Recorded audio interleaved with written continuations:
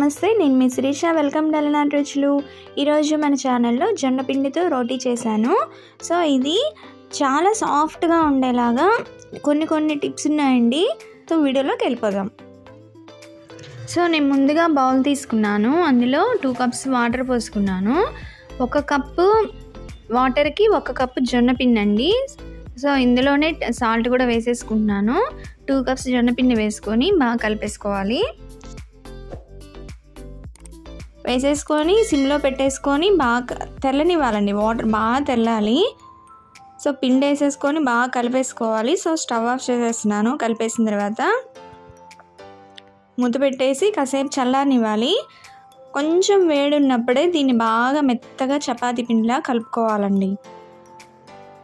పూర్తిగా చల్లారనివ్వకూడదు. కాలుతుంది మీకు చెయ్యి అనుకుంటే కొంచెం తడి చేసుకుంటూ కలిపేసుకోండి, ఏం కాదు. సో ఇప్పుడు చిన్న ఉండలు చేసుకొని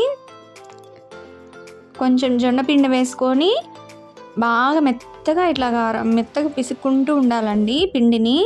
సో కొంచెం వెడల్పుగా చేత్తోనే ఒత్తేసుకొని తర్వాత గట్టిగా ఒత్తకుండా పైన చిన్నగా ఒత్తుకోవాలి.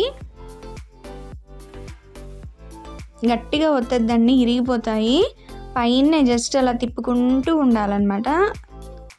సో ఈ ప్యాన్ హీట్ చేశాను.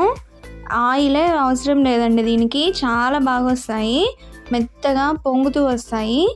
సో కొంచెం అటు ఫ్రై అయ్యాక టర్న్ చేసుకొని ఇలా తడిగుడ్డతో ఇట్లా ప్రెస్ చేయాలండి. కొంచెం తడి చేయాలి రోటీకి.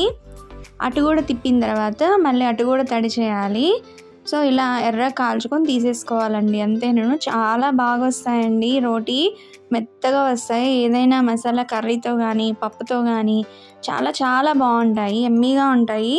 చూడండి ఎంత మెత్తగా ఉన్నాయో. మీరు కూడా ట్రై చేయండి, ఎలా వచ్చిందో కామెంట్ కూడా చేయండి.